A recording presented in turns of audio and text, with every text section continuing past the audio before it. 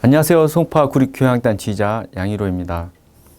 저는 이 시간에 간단하게 오케스트라에 대해서 설명을 드리고 그 다음에 지휘자가 되고자 하는 분들이 많으실 텐데 거기에 필요한 자세와 간단한 테크닉들을 알려드리도록 하겠습니다.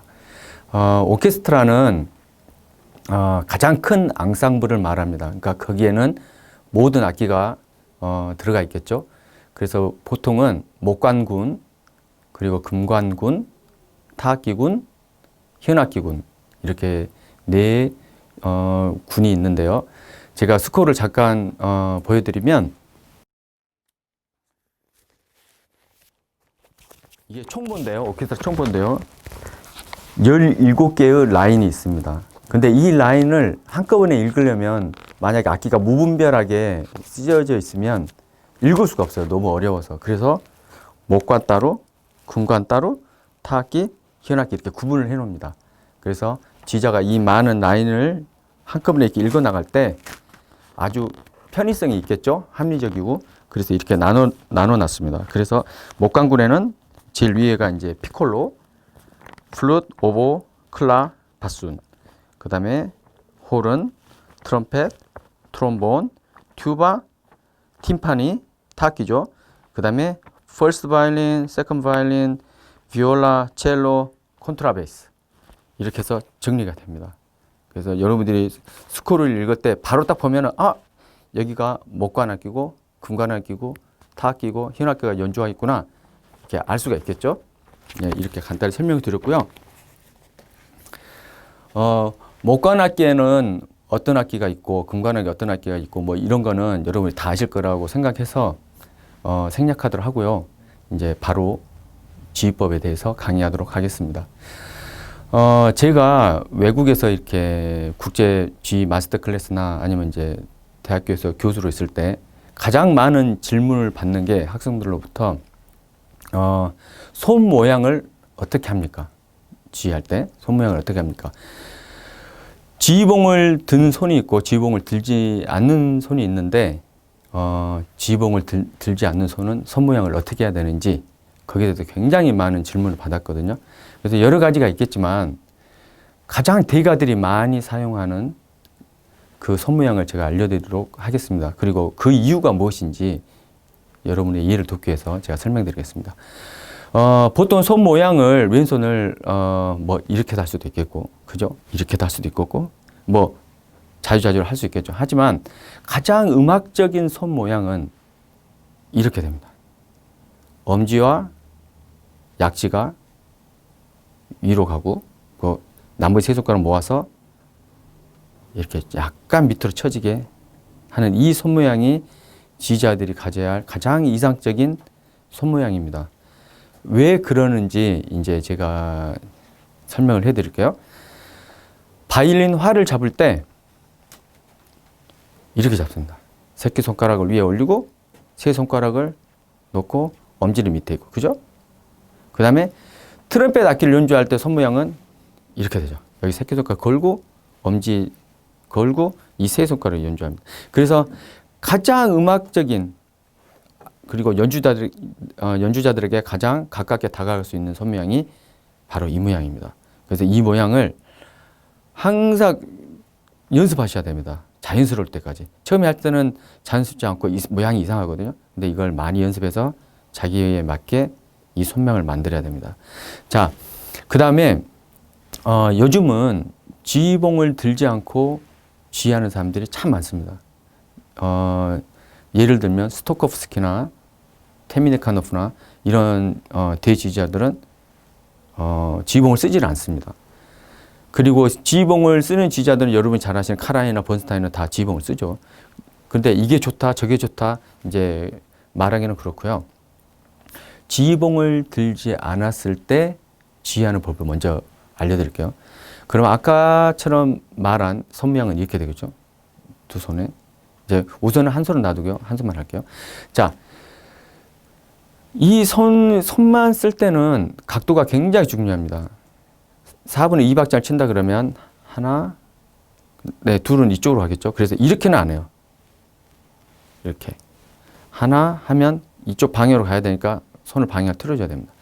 하나, 그렇죠? 둘. 셋일 경우에는 하나, 이쪽으로 가야 되니까 이렇게 되겠죠? 둘, 셋. 그래서 손 모양은 하나, 둘, 셋. 이거 연습 많이 하셔야 돼요. 자기 있게 될 때까지. 이렇게 지휘하시면 안 돼요. 손 모양이. 그러니까 왜냐하면 제가 여기 왔을 때 하나 했을 때 손 모양이 이렇게 되면 연주자들은 바로 자동적으로 내 손이 이쪽으로 간다는 걸 알아요. 그래서 내가 이렇게 하면 벌써 이리 가겠죠? 여기서 이렇게 하면 이리 가겠죠? 그 방향을 제시를 해줍니다. 그러면 연주자한테 굉장히 편안한 그리고 쉬운 지휘법을 가진, 지휘 테크닉을 가진 지휘자가 되겠죠. 자, 그러면 우선은 여기까지 하고요. 지휘봉에 대해서 약간 설명을 드리겠습니다. 지휘봉은 정말 많은 종류가 있는데 대표적으로 두 가지 종류가 있습니다. 이렇게 손잡이가 긴 게 있고 그냥 보편적으로 이렇게 짧은 게 있어요. 이 두 가지가 왜 나왔냐면 이 잡는 사람의 편의성 때문에 지휘봉이 다르게 이렇게 모양이 나왔습니다. 하나는 이게 짧은 거는 손에 쥐죠. 손가락으로 이렇게 쥘 경우 이렇게 해서 지휘하는 사람들이 편하게. 그리고 이렇게 긴 거는 감싸는 사람들이 있어요. 이렇게 지휘는 사람들. 되게 카라인이 그렇죠. 정명수도 대충 이렇게 지휘하는 걸 알고 있습니다. 야, 이거 두 개 다 뭐가 장점이다, 단점이 있다, 뭐 그런 거는 따지지 않고요. 여러분들이 하실 때 편한 걸로, 잡기 편한 걸로 하시면 되고요. 우선은 지휘봉을 잡기 전에 이제 굉장히 중요한 문제가 남아 있는데 어떻게 서 있는 자세, 어떻게 서 있을 것인가. 왜냐하면 80명, 많게는 뭐 100명 넘게 연주자들인데 그 연주자들을 컨트롤하려면 이렇게만 서 있어서는 컨트롤할 수가 없죠. 방향 전환이 돼야 돼요. 그래서 이제 몇 가지의 예를 제가 들어드릴 텐데 하나는 그냥 정면을 보고 지휘할 경우, 왼발이 앞에 나와 있을 경우, 그렇죠? 그다음에 또 하나는 오른발이 앞에 나가 있을 경우 이렇게 되겠죠. 근데 앞발을 내고 뒤로 앞발을 한 발씩 내고 지휘하는 이런 경우는 그렇게 드물어요.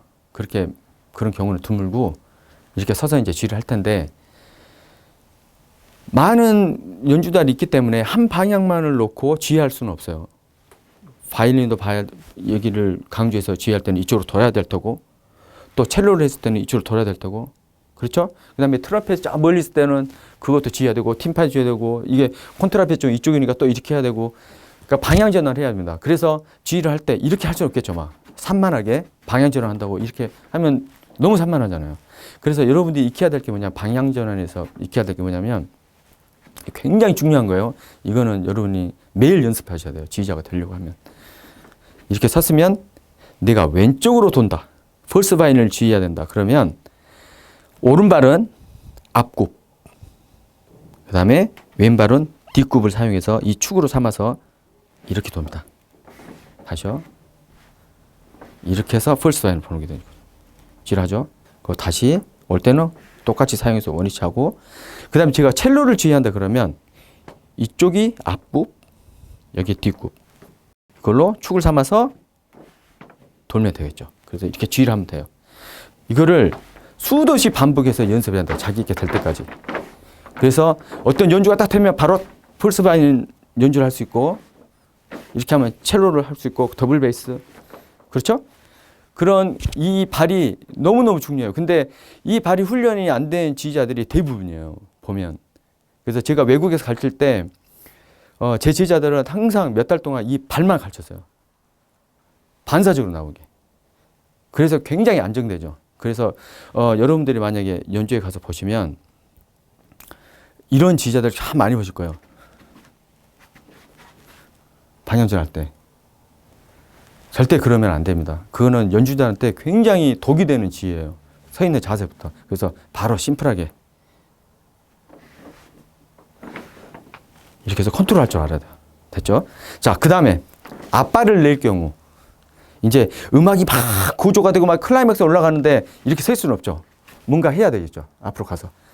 그럴 경우에 이제 왼발이냐 오른발이냐에 대한 결정을 해야 되는데 저는 개인적으로 오른발이 앞에 있는 걸 추천합니다. 왼발을 내고 주의하시는 분들 꽤 있어요. 근데 왜 그것이 잘못된 건 아니지만 왜 그것이 어떤 약점을 갖고 있는지 잘 설명을 드리도록 하겠습니다. 자, 오케스트라는 막 퍼스트 바이올린이 많게는 6부터 7부터까지 있어요. 첼로도 그렇고 거기에 뒤에 또 콘트라베이스가 좀 멀어요. 자, 그런데 제가 왼발을 내게 되면 첼로나 이쪽을 주의할 때는 상관없어요. 공간이. 근데 내가 만약에 퍼스트 바이올린을 하려고 하다 보면 이제 꼬여요, 이 손이. 그죠? 이제 왼손을 쓸 수밖에 없어요. 근데 오른손은 뭐 하고 있어요? 놀아야 돼. 그런데 오른발을 내게 되면 컨트롤 되죠? 왜냐하면 이쪽에 각도가 손이 이쪽에 있기 때문에 다 돼요. 콘트라베이스가 다 되고 퍼스트 타임 돌리기만 하면 돼요. 내 몸은 이렇게 돼 있기 때문에 이 방향으로. 그래서 앞발을 내야 될 경우에는 왼발 내지 마세요. 어떤 클라이맥스에 올랐을 때 하지 마세요. 오른발. 그래야 모든 오케스트라가 통제가 됩니다. 각도상. 됐죠? 자, 이제 발에 대해서 방향 전환과 어떻게 쓸 것인가 거기에 대해서 이제 설명을 드렸고요. 다시 한번 제가 강조하지만 이것은 지휘자가 되려고 하신다면 매일 이거는 꼭 숙지하셔서 연습을 하셔야 됩니다. 그 다음에 이제 지휘봉을 쓰는 방법에 대해서 알려드릴게요. 아까와 같이 이렇게 손가락으로 쥐는 방법, 이렇게 감싸는 방법, 두 가지가 있는데 더 있기는 있는데 나머지는 그렇게 중요하진 않아요. 그러니까 보편적으로 이렇게 두 가지를 많이 사용하는데 저는 개인적으로 이렇게 잡는 법을 좀 추천합니다. 왜냐하면 이렇게 잡는 사람들은 이렇게 잡고 지휘하기가 굉장히 어려워요. 근데 이렇게 잡고 지휘한 사람은 이 방법으로 지휘하는 건 너무너무 쉽습니다. 아무것도 아닙니다. 그래서 우선은 여러분들이 지휘를 처음 시작한다 그러면 지휘봉을 이렇게 잡기를 원해요. 손가락으로. 이렇게. 근데 이렇게 잡았을 때 문제점이 하나 있어요. 지휘봉이 가리키는 방향이 엉뚱한 데로 갈 수 있어요. 그래서 항상 조심해야 됩니다. 자기 몸 중심에 있게. 그렇지 않고 그냥 무의식적으로 하게 되면 이렇게 돼요. 이쪽으로 가요. 아셨죠? 조심하셔야 돼요. 앞에 있어야 돼요. 그죠? 자, 그러면 왜 지휘가 필요한가? 왜 지휘자가 필요한가? 그리고 지휘는 어떻게 시작을 해야 되는가? 음악을 시작을 할 때 거기에 대해서 제가 설명을 드릴게요. 왜 지휘자가 필요하냐면 수많은 사람들이 연주를 하면 음악적인 견해가 너무 달라요. 뭐 저쪽에서는 여기서 좀 느리게 하고 싶은데 이 사람은 아니야. 그냥 정상적인 박자로 가고 싶어. 또 어떤 사람은 여기는 좀 더 컸으면 좋겠는데 또 어떤 사람은 아니 우리가 더 커야 돼 너희들보다는. 막 이런 의견적인 조율이 될 수가 없죠. 수많은 사람들이 연주를 하니까. 그래서 지휘자가 거기에 대해서 지시를 해줍니다. 이쪽 파트 줄이고 이쪽 파트 키우고 그리고 이 부분에서는 더 느리고 이 부분에서는 좀 더 빠르게 하고 여기서는 템포를 지키고 뭐 그런 결정을 해주겠죠. 지휘자가. 만약에 지휘자가 있지 않다면은 음악이 얼마나 산만해지겠어요. 그렇죠? 그리고 지휘자에 따라서 음악이 달라지겠죠. 그 부분 때문에. 그렇죠? 자, 이제 지휘를 시작할 때 어떻게 시작해야 되는가? 음악을 시작을 할 때. 거기에 대해서 이제 설명을 드릴게요. 지휘를 시작할 때, 음악을 처음 시작할 때 첫 번째 여러분이 숙지해야 될 거는 템포예요. 어떤 템포로 시작할 것인가. 그 다음에 두 번째가 얼마나 큰 다이내믹으로, 그러니까 음량으로 시작할 것인가. 세 번째, 어떤 표현으로 시작할 것인가. 이 세 가지가 처음 지휘를 시작할 때, 음악을 시작할 때 지휘봉의 나와야 돼요. 지휘봉에서. 그러면 이제 제가 예를 들어 볼게요. 템포에 대해서 먼저 말을 해 볼게요. 지휘자가 이제 이 올리는 빛을 업빗이라 그러는데 이 업빗에 의해서 템포가 결정됩니다.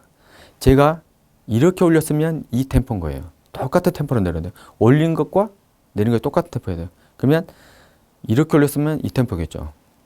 빰, 빰. 그죠? 근데 제가 빨리 한다 그러면 빰, 빰. 이 올린 게 템포예요. 근데 이런 지휘는 절대 있을 수가 없겠죠. 업빗은 느린데 빨리 간단 말이에요. 이러면 연주자들이 모르잖아요. 템포를. 그죠? 빨리 해놓고 느리게 가도 안 되겠죠. 항상 올라가는 것과 내려가는 그 타이밍이 똑같아야 됩니다. 그래야 연주자들이 헷갈리지 않고 지휘자를 따라갈 수가 있겠죠. 그 다음에 다이내믹은 이 폭이에요. 제가 만약 작게 시작하고 싶다 그러면 작으면 되죠. 크게 시작했다면 이게 커지면 되는 거예요. 동작이 커지면 되고. 그 다음에 이제 세 번째가 표현인데 표현은 너무너무 많아요. 표현은 음악적으로. 근데 여러분 이해를 돕기 위해서 그냥 간단하게 두 가지만 할게요. 레가토와 스타카토. 자, 스타카토입니다. 스타카토죠? 레가토는 됐어요. 자, 여기다가 이제 세 가지를 합쳐볼게요. 템포는 느리고, 그 다음에 소리는 작고, 그 다음에 레가토고. 이 세 가지를 하면